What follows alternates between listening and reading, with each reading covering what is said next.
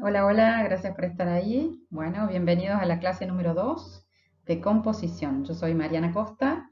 Me alegra que estén viendo este contenido. Ojalá les guste, les resulte de interés. Ya saben que espero sus comentarios, sus me gustas y si quieren también que se suscriban al canal.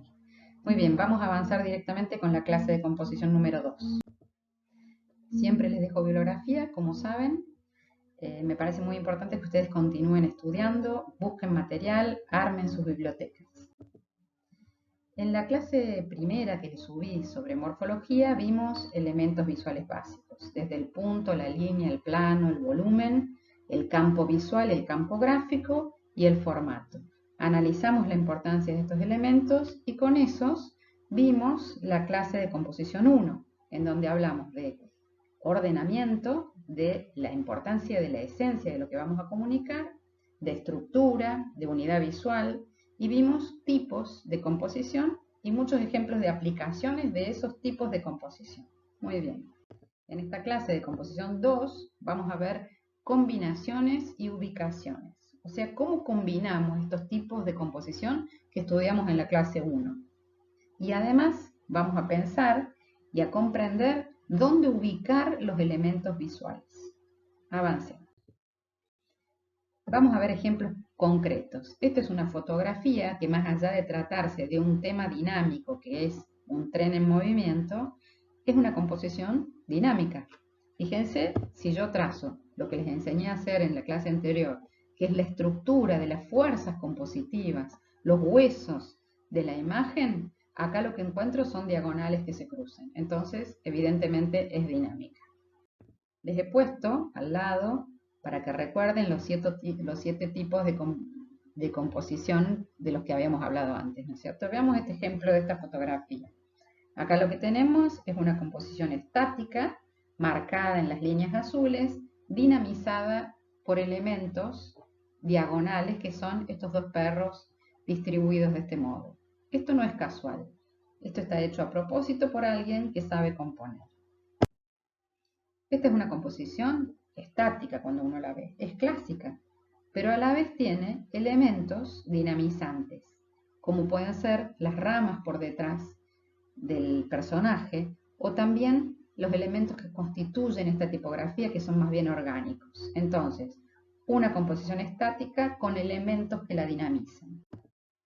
Esta es una composición polifónica. Habíamos hablado de que la polifonía eran por lo menos dos voces en una pieza gráfica. Y eso es lo que tenemos acá, y además es dinámica por las líneas que la componen. Esta es una composición estática, tiene un eje central bien claro, pero a la vez es continua.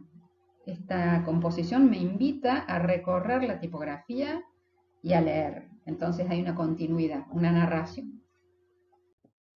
Esta es una composición que ustedes ya sabrán, espiralada y muy dinámica. Fíjense cómo las líneas que se agregan en los costados de la composición suman dinamismo aún más. Esta también espiralada y a la vez dinámica, porque quiero que vayan comprendiendo que los tipos de composición conviven entre sí, que puede haber una composición que tenga una tendencia al estatismo y sea dinamizada por pequeños detalles. Esta composición es muy particular, este póster de la manzanita, es polifónica porque hay dos voces. Uno, todo lo que se está diciendo sobre el negro, y otra voz puede ser ese fondo con esos elementos del menú. Es polifónica, es dinámica por las diagonales, lo vemos acá claramente cómo las diagonales dinamizan, pero a la vez podemos decir que es estática porque estas diagonales confluyen en un punto central, en un eje central que hace que la composición se pueda considerar estática también. Por lo tanto, polifónica, dinámica, estática y en capas, porque tenemos una capa negra sobre una capa de color. Y a la vez tiene cierta continuidad, ¿no es cierto? Así que es una composición muy inteligente, muy interesante, muy rica, que cumple con su función. Esta otra tiene elementos estáticos, que son los lápices de arriba, rígidos, dinámicos, que es el reflejo, y polifónica, porque son las dos voces a la vez hablando gráficamente. Esta otra, como vemos allí, es estática y tiene un elemento chiquito que la dinamiza, que es el personaje que sale corriendo de la composición, en contraste con los que están aquí teóricamente muertos. Entonces, es estática con elementos que la dinamizan. Esta de acá abajo es dinámica y continua, porque mi tendencia es leer la narración que me plantea, y en capas, porque hay una superposición de una cosa sobre la otra.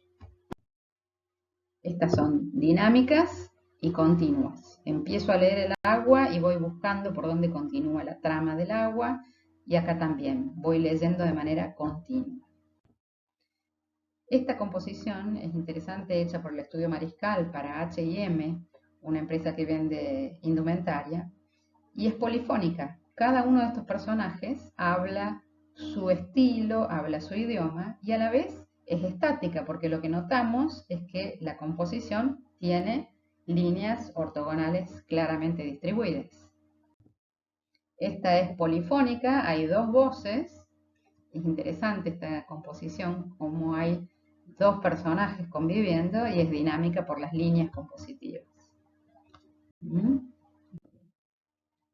Y esta es estática porque la ranita está en el centro y porque el eje de la hoja también estaría bastante orientado hacia el centro, pero es dinámica porque las nervaduras de la hoja se constituyen en diagonales, ¿no es cierto? Y es polifónica porque habla la ranita y habla la hoja, habla el reino vegetal y el reino animal.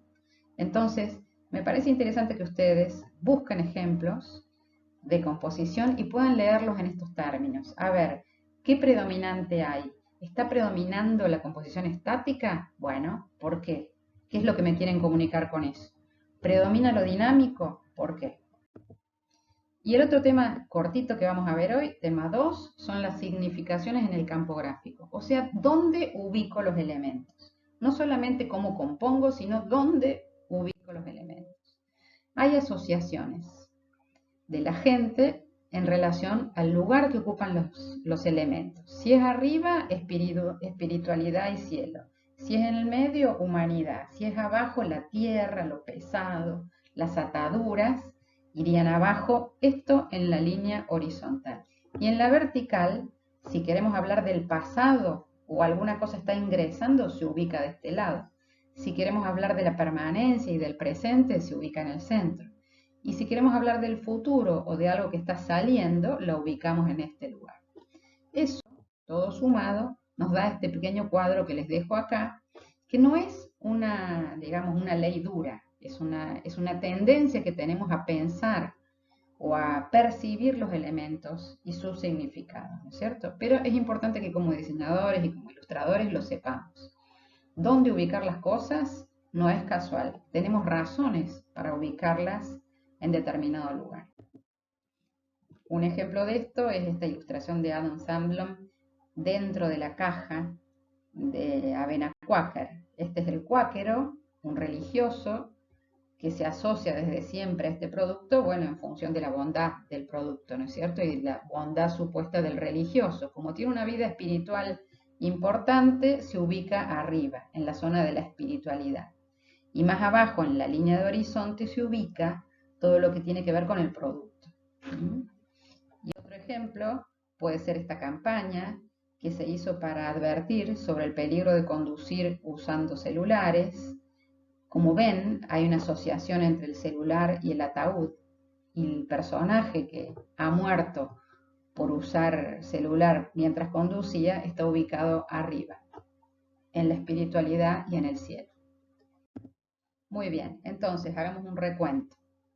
¿Qué comunicamos?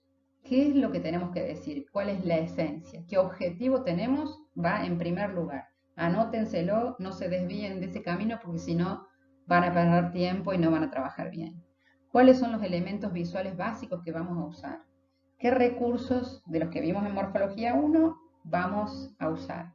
¿Qué tipo de composición es la ideal? Si yo hablo de un tema dinámico, voy a trabajar con una composición dinámica. ¿Y qué composición combinada con cuál? O algún detalle va a ser estático, o algún detalle va a ser dinámico. Pensemos en la composición como una posibilidad de combinar elementos.